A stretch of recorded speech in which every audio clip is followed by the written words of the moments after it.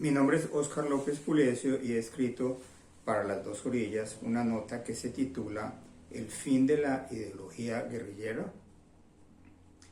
No es poca cosa que el presidente Petro les haya dicho a los altos oficiales de las fuerzas militares que en Colombia, en el mundo de la subversión armada, las ideologías políticas ya no existen.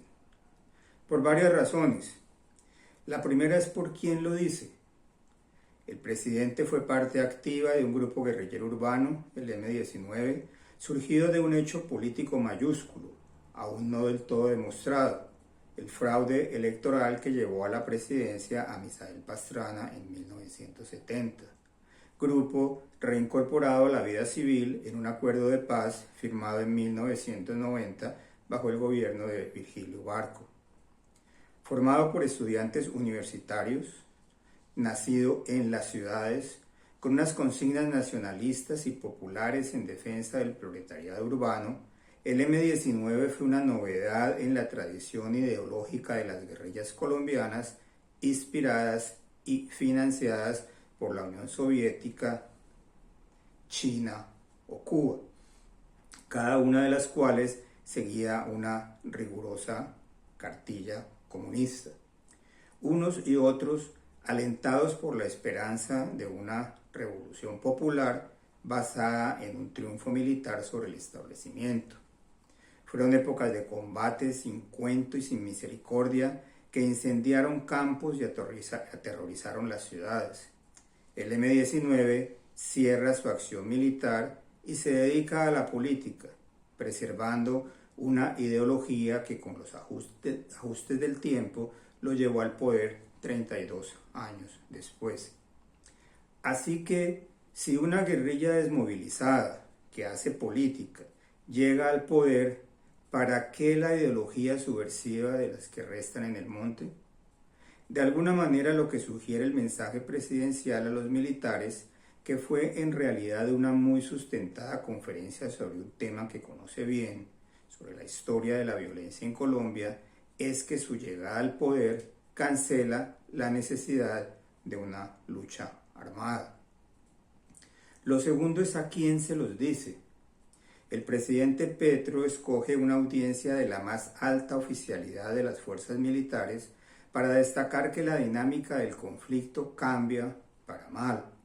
La violencia en Colombia ha sido política y armada desde el nacimiento de la República hasta ahora. Primero en enfrentamientos entre las regiones, luego partidistas y luego de clases.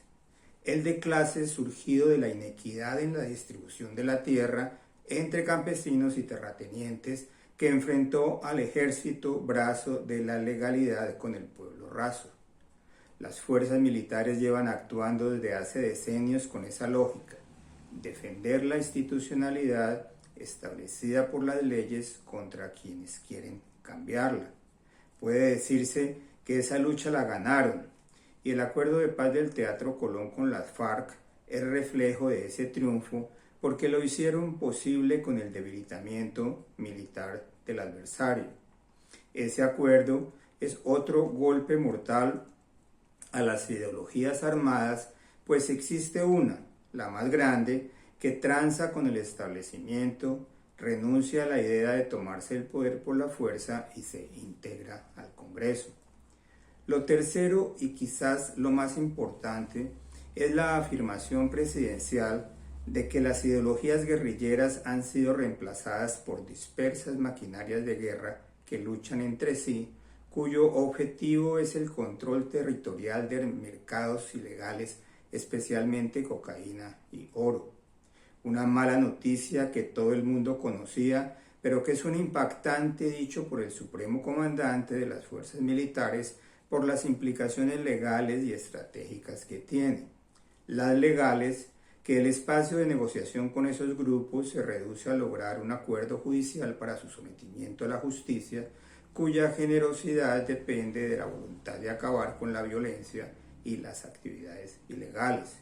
Las estratégicas, que el enemigo ya no es una fuerza ideológica, sino comercial.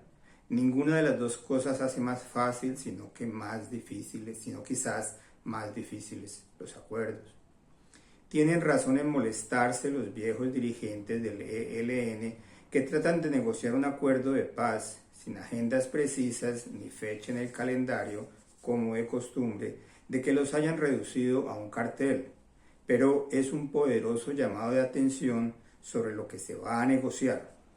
O se negocia con dirigentes políticos en rebelión contra el Estado o con narcotraficantes, pero no se pueden revolver las dos cosas. Es una lástima que un mensaje tan osado como el del presidente no haya sido analizado con más cuidado, con la oposición dedicada a las más frívolas críticas y a decir que nada de lo que se propone vale la pena. Lo más interesante del asunto es si la alta oficialidad entendió el mensaje, dicho de un modo un poco insólito por su supremo comandante en el tono mesurado de un profesor universitario, y si está dispuesta a aplicarlo.